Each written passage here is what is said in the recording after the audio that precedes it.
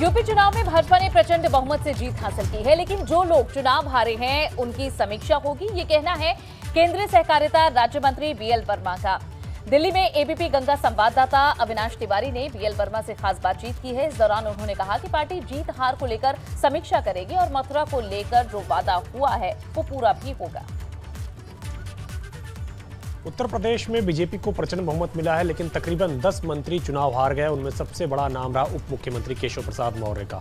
क्या कुछ वजह रही, हमारे साथ बातचीत के लिए मौजूद है केंद्रीय सहकारिता राज्य मंत्री बीएल वर्मा जी। सर, बड़ी जीत मिली है, लेकिन 10 मंत्री चुनाव हार गए, खुद उप मुख्यमंत्री चुनाव हार गए। किस तरीके से पूरे परिणाम को देखते हैं?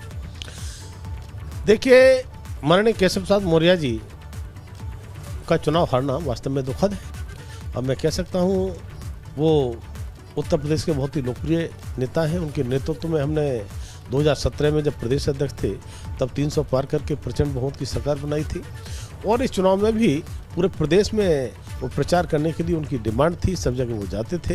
हो सकता है कि स्थानीय जनता उनसे रूबरू होना चाहती हो, समय कम दे पाए हों, तो कहीं ना कहीं कोई कारण रहा होगा, लेकिन मिलेंगे, बैठेंगे, बात करेंगे उनसे, और कहीं कोई कमी रही दूर करेंगे। सर, अखिलेश यादव ने कहा है कि हमारी सीटें बढ़ी हैं और परसेंटेज बढ़ा है, तो स्वामी प्रसाद मौर्य ने कहा है मैं चुनाव हारा हूँ, हौसला नहीं आ रहा हूँ, बीजेपी को हराने का काम आगे करूँगा। अब देखिए, अखिलेश और स्वामी प्रसाद मौर्य जी क्या क्या बोलते हैं, मुझे लगता है कि जो बोलते हैं जनता सही समय पर उनको जवाब देती है। इसलिए अखिलेश यादव जी तो 400 पार करने की बात करते थे। भाजपा के कार्यकर्ताओं ने, हमने कभी 400 की बात नहीं की, हमने 300 की बात की थी, ठीक है ना। और हम 300 के आसपास पहुँचे हैं, लेकिन वो 400 वाले कहाँ चले गए?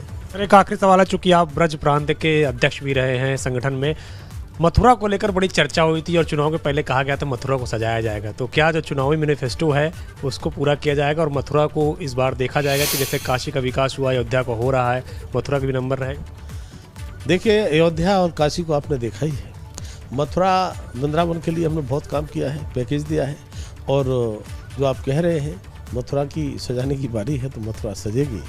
और मथुरा की जनता ने हमको सभी 5 सीटों पर परचम फहराने का काम किया है, तो हमारी भी जिम्मेदारी बन जाती है कि मथुरा के कार्यकर्ताओं को, मथुरा की जनता को उनके भरोसे पर खरा उतरें और हम मथुरा को भी सजाने का काम करें।